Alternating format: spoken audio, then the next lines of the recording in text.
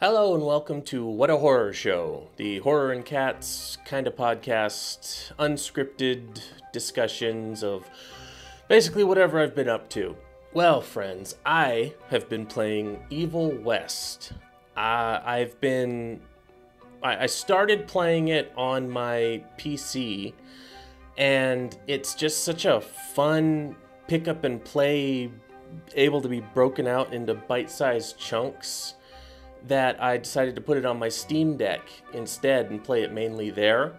And it runs great, even when I was getting capture with OBS on the Steam Deck and running the game. I didn't have any slowdowns. I was, of course, running it on low graphics just because with such a small screen you can't really tell the difference. In this footage I'm putting up, you definitely can tell the difference, but when playing it on the Steam Deck you really can't. It's not so much a pretty game. It's not like God of War Ragnarok or anything like that, but it is a good looking game, and it's very smooth. The combat feels really good. If I had to compare the core gameplay loop to something else, I would say moment to moment it feels a lot like Remnant from the Ashes, with the mix of ranged combat and that kind of close-up option. It's really just the one button for melee, but the combo that chains together, you can kind of work something out with the heavy attacks and the light attacks and chains and all that stuff. I honestly got the Callisto Protocol and Evil West basically at the exact same time, and I've played Callisto I think for a total of 5 hours. I did a stream. It wasn't a very good stream because I was way too conservative on the bitrate. I'd never streamed before, so I didn't really know what I was doing. So it turned out very grainy looking. But I played it for about 3 hours on there, and then the next day I played it for 2 more hours with the intention of putting it up as a Let's Play. But I don't know. It just, Callisto isn't doing it for me, especially with the pedigree that it came from. It's a little disappointing. But that's when I decided to boot up Evil West and give it a try. And I think I've been playing Evil West for at least 10, maybe 12 hours. It's a linear game, to be sure. There are some bits, I would hesitate to call them puzzles, but there are some bits in the middle between these arena-like fights that will slow you down, and they make you kind of, find switches and power this, power that. A few of them are timing-based, a few of them are exploration-based. There's one where there's one type where you have to find a rope somewhere in the area and use it as a zip line with your crossbow. You use it with the crossbow, Lara Croft style, and make yourself a zip line. And it's funny because you can tell by the way it's designed that they want you to come across the obstacle first, and then your guy Jesse, he's like, well, gotta find a rope. So then you go exploring the area, you gotta find the rope to use as a zip line. But a lot of times, just because gamer mindset, if you can recognize the way you're supposed to go, you go the opposite direction first. You try and find everything before you hit a point of no return. So it's funny, sometimes you'll just find a rope, like, what? I haven't even found out where to use this yet. And then, of course, you start going back on the critical path, and there it is. Exploration can be a little funny in this one. It's got a couple points in it where you can't tell what is the way you're supposed to go. And there are points of no return in this game. So if you're not either smart enough or lucky enough in some of these cases to go the extra way, you're gonna miss out on some things. There are upgrades for certain weapons that you can only find in these chests that are off the beaten path. Not terribly far off the beaten path, but they are missable if you're really just gunning it, sprinting down the critical path. So There were a couple times where I came up across, there's like a crawl space that you go through, that classic video game squeezing through a small crevice to load the next area or mask the loading of the next area. And then over here, there's one where you duck under and kind of crawl into what looks like a wide open area. And typically, if you can tell that there are going to be enemies, wide open areas are a big giveaway for this game, because it's very much tight paths connecting these big fight set pieces that are just really well thought out. But if you can see under the rock that there's a big open room, and then the other way, you can't really tell, you want to try and go the other way first. And there are a couple times where you can't tell, and you have to flip a coin. And I know I've missed at least 2 chests so far, because there are 2 unlockable things that I don't have, and I'm pretty far in the game. So I doubt very much that they are further on, especially because I've unlocked things under them in that tier, and typically the game is pretty good about unlocking things exactly in order as they appear on your skill tree. The skill tree is pretty basic. Like, I compared it to From the Ashes. It's not nearly that heavy in the background with RPG stats and whatnot. You've got various things like this upgrade will make this attack's status effect last 20% longer, or you get this tether thing, kind of like Bulletstorm's whip, that blue electrical whip thing where you can like whip people toward you and they kind of stasis out. That's almost exactly what it does in this game too. You can either zap them to you, or you can use the tether and zap yourself to them. And smaller enemies without like a poise bar, so to speak, they get stunned, and there's upgrades to make the stunning last X amount of time longer, or X% longer. There's a lot of little upgrades to your combos. There's one thing called an E combo, where your special electric gauntlet, if you zap to somebody and you just rapidly press the right bumper, which is your melee attack button, you start doing this super fast Ip Man style bam bam bam bam bam bam bam bam, and it speeds up as you go, and it's called an E combo. And there's ones where you can upgrade it to say it gets even faster, which therefore means the same amount of time to execute the E combo, but you get out more hits, so that more damage over time. And then there's another one after that you add a big nasty like area of effect punch right at the end of the E combo. And I think there's even one that at the end of the combo, your melee attack, the next 3 hits are 30% stronger or something like that. It's little things. It's maybe like Borderlands level RPG elements, not so much that really in-depth putting on rings and amulets and stuff you might be used to in Dark Souls or From the Ashes or what have you. The balance of the main attraction, which is for sure the arena-like fights, the balance is really, really tight.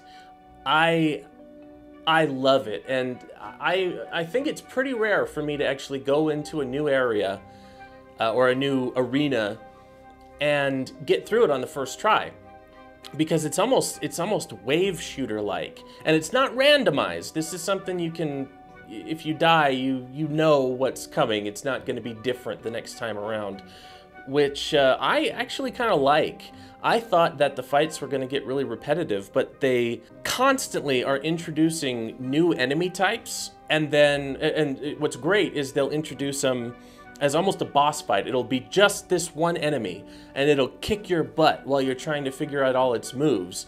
And then 3 hours later, you'll be fighting 2 of them at once with a bunch of werewolf-like things and this other mini-boss type thing that you fought way at the beginning.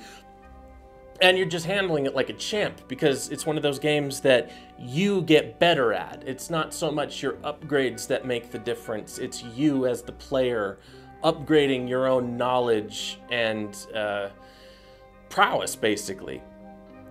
Really great. The gameplay is just phenomenal. It's a blast. And if you have a Steam Deck, I think it's a great little one to put on there. Because like I said, it's these arena-like fights strung together by points of exploration, and there are a couple towards the beginning. There are a couple almost hub type areas, like a home base thing, where there's no possibility of fighting enemies or finding enemies. It's more you run around and you find money and you find documents and you explore and you kind of walk around the NPCs and you'll hear little bits of expanding dialogue and all that stuff. But yeah, it's really good on in the handheld. I love just plinking away at it in my Lazy Boy or something when I don't feel like booting it up in the office and getting all fancy with it. I just want to do like 20 minutes of trying out that boss I got stuck on last night or whatever. And you will get stuck. Maybe not for a very long time, but there are a lot of moments where it just seems like, man, did I spec my guy wrong? Because I feel like that upgrade for blocking projectiles that I passed up because nobody ever uses projectiles is stupid. And all of a sudden this one boss is just, it's like a bullet hell shooter in here. So you just have to kind of persevere and figure out where exactly you're supposed to go and what you're supposed to do with each boss, because there is generally a good tactic for every type of enemy. And what I love about it, when those mini bosses suddenly just become an enemy you'll encounter randomly with a bunch of other types of enemies you've encountered before, you have to keep all those tactics in mind, and you have to, whatever you're comfortable with, you have to make your own little flow chart. Like, okay, I need to get these guys. This guy that shoots the spider webs is priority 1, because while he doesn't do a whole lot of damage, the spider webs stick me to the floor, and then these little werewolf guys just come and wreck you in half a second. So that's like my personal strategy. It's it's a lot of fun. It's just a lot of fun. The only thing that I've really come into issue-wise with it, it's very smooth, it feels very good, but there are a couple parts, and I've tested this on both the Steam Deck and the PC, so it's not like something going wrong with the hardware on the Steam Deck or anything like that. But there are certain places, and I can't show you the one that I remember most because it's a boss, and I don't want to spoil a proper boss. The mini bosses you'll be encountering throughout the game, so I don't really mind showing footage of them. But this is a proper boss, like top of the screen is a health bar kind of boss. And I'll get stuck on nothing. It's a big open area. There is literally nothing. No rocks, no divots, no logs lying on the ground, nothing. And one of the key tenets of this game is using that zapper either to pull enemies closer to you, or if they're too big to do that, you zap yourself to them and do an E combo when they're stunned, and that puts out a lot of damage. And it's, like I said, it's a key tenet to the combat in this game. And in this boss fight, it worked maybe 2 out of every 5 times, because I would do the zapper and I would just go a couple feet and get stuck on nothing. There's nothing on the ground. There's no obstacles. And then when you do that, you're stuck there for a little while, and you have to kind of move the stick around to unstick yourself. It happened a few times in just regular combat. No times, it wasn't frequent enough for me to like remember where exactly so I could show you a picture or a video of this happening. But it's this one boss fight. Something's off about the terrain in that boss fight, or how the zapper works in that boss fight. So you have to kind of cross your fingers for that one. That's the only real gameplay issue I ran into, and it was frustrating because this boss was hard. It was hard to get it to that stunned point where you're supposed to zap to it and beat the crap out of it. Other than that, really tight. And actually, after that boss, I can't remember it happening again. And I played it for a few more hours after I beat that one.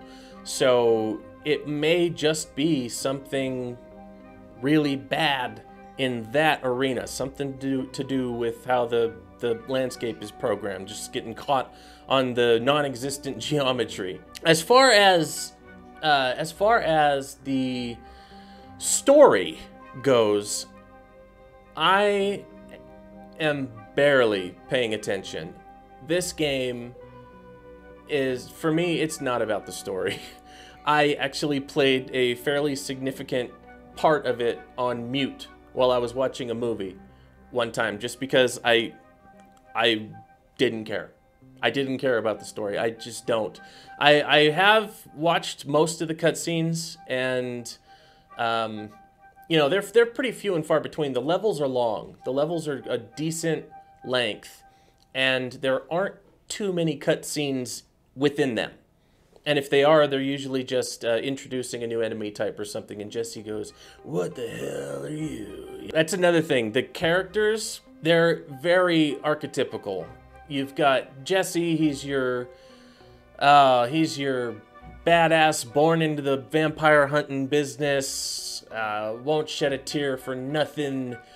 You've got Edgar, who's literally been pulled out of retirement for one last mission. You've got Jesse's dad, who is, again, that archetypical, "I used to do this, son, but I hurt my leg and I can't anymore, but I'm still tough and I run the vampire hunting business." You've got nerd guy who's a genius but socially awkward. You've got badass chick who gets stepped on a lot, but she doesn't let it keep her down. And then you've got, I don't even remember his name. He's the a-hole human. He's the human who's not really a bad guy, but he's a bad guy. And you hate him, and he's in charge, and you just, he's selfish and potty-mouthed, and not like that's a terrible thing, but, you know, he's so potty-mouthed, you can tell that the writers were just like, okay, we want this guy to be hated by everybody, so we're gonna punctuate every 3 words with fucking. The characters are very, very typical. They all fit into their little archetypes, which is fine. This is very much, I feel, spiritually in the realm of Devil May Cry. Everyone is just an absolute badass. You couldn't kill him if you wanted to. It's very fast-paced, easy to learn, difficult to master kind of combat. Like, you can hack your way through a Devil May Cry game.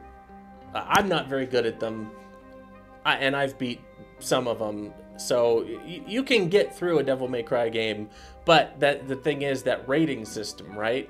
The rating system gives you a D all the way through. Like me, that's the easy to learn, hard to master aspect of it. And there's no ratings in this game, but you can tell when you're screwing up, because if you're taking hits, you're doing it wrong. You really shouldn't be taking more than just a couple hits in each arena fight. You got to be using your mobility. You have, for such a big dude with like a 55-pound gauntlet on his arm, he's very mobile. Your player character Jesse is very mobile. It's very fast-paced. It can be easy to in the beginning, it can be easy to kind of find that one combo that does so well that you can basically get through most of the fights just using it. But like, one of the ones I really got down with in the beginning was emptying out my pistol into a, so you 6 shots, 7 if you get the perk for an extra bullet. So you empty the pistol out, bam, bam, bam, bam, bam, into an enemy, you zap to them, and then you E-combo them until the E-combo ends, and then you shotgun them. And even for the bigger enemies, not mini-boss big, but just the larger enemies, you can pretty much take anything out by doing that. But later on, you're not gonna you're gonna have to have so many different strategies in mind. The game will make you find combos that work for various types of enemies. Like I said, very, very well balanced, very well thought out. So Evil West, and I don't even think it's full priced. I don't know about consoles. I got it on PC, but I think it was only $40 or $50. I don't think it was even a full price game, which I thought that meant that it was going to be relatively short. But like I said, I've been playing it for probably 10, 12 hours. I'm very diligent about exploring and finding all the stuff. That is, unless the game tricks me into going the wrong way first. But yeah, it's a good game. I think it's worth it. I think it's very worth it. And I really, really hope that there's a New Game Plus. I haven't looked into it, but I hope there's a New Game Plus because I want to take all the upgrades I've gotten, all the things that I've switched about my character back to the beginning and just wail on the enemies who gave me a ton of trouble, who I'm facing now like 3 at the same time with a bunch of minions and other mini-bosses in the same arena. Oh yeah, I recommend it. I think it's a lot of fun. And like I said, the story, if you're in a game for the story, you might want to get something else because it's very cheesy. It's like I said, very archetypical. But yeah, I recommend it. Now, also, something I did this week was I watched a little movie called Bring It On, Cheer or Die. Bring it on! Somebody's trying to kill us! This is so messed up! And let me tell you, this is not like the Bring It On trademark didn't get re-upped by somebody and so it got picked up for cheap and they're using it for brand recognition. This is a Bring It On movie. This is actually Bring It On 7, I think. It is a proper Bring It On cheerleading competition movie. But it's set in an old abandoned school where there was a tragic accident, which may not have actually been an accident, and there's someone dressed up in a mascot costume killing all the kids. And like literally killing them. People die in this movie. It's PG-13, but it's genuinely a horror movie. Like it's there. The vibe of it is very Scream Queens. Especially I think season 2 of Scream Queen, which was the one with John Stamos. That's what it feels like. It's so campy, and it's a masked killer, you know, mascot, killing all these actors that I've never seen before. I don't think I've seen any of the people in this movie in anything else, but that probably makes sense because if you know, this is one of those rare intersections of movies like Bring It On and movies like, well, horror. Now, I've always had kind of a weak spot for stuff like this. I used to do a few sports that were choreography heavy, to keep it vague. And I've always loved those dance movies. I've Step Up, guilty pleasure, like all of them. Well, 1 and 2. Step Up to the Streets. You know, Bring It On. I watched Bring It On when I was younger, and there's another one called Stick It with Missy Peregrine. But yeah, those like teeny sports movies where the choreography's cool, the story is like, oh, who cares? So when I sent a text to somebody. Because I was so inordinately excited that this movie came out. Because, I mean, it's an actual Bring It On movie where people are getting shot with a bow in an abandoned school. What's not to like? So I watched it, and I wasn't expecting much out of this, okay? I wasn't expecting much at all. But it was actually genuinely pretty fun. And it made me laugh a couple times. It's not...